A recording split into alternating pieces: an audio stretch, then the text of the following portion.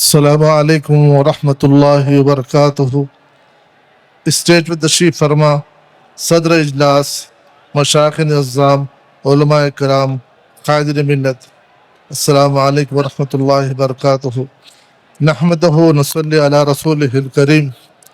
اللہ رب العزت ارشاد فرماتا ہے وَاعْتَصِمُوا بِحَبْلِ اللَّهِ جَمِيعًا وَلَا تَفَرَّقُوا، اللہ کی رسی کو مضبوطی سے تھام لو اور منتشر نہ ہو۔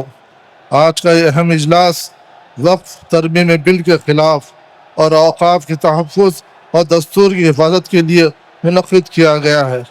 یہ وقف ترمیم بل نہ صرف شریعت کے خلاف ہے بلکہ دستور ہند کے بھی مخالفت ہے۔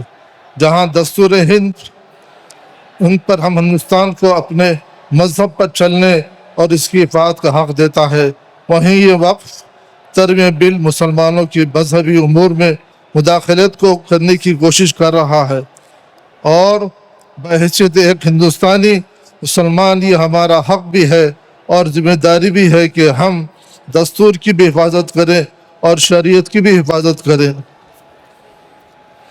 وقف کی حفاظت یہ ہر فرد کی ذمہ داری ہے، اور آج اس مقصد کو پورا کرنے کے لیے ہم سب متحد ہو کر اس قانون کا ہر محاذ پر مقابلہ کریں گے۔ کورٹ میں قانونی کوشش بھی ہوگی، جلسے بھی ہوں گے، ریالی بھی ہوگی، اور انشاءاللہ جیت ہماری ہوگی۔ وآخر دعوانا الحمدللہ رب العالمین۔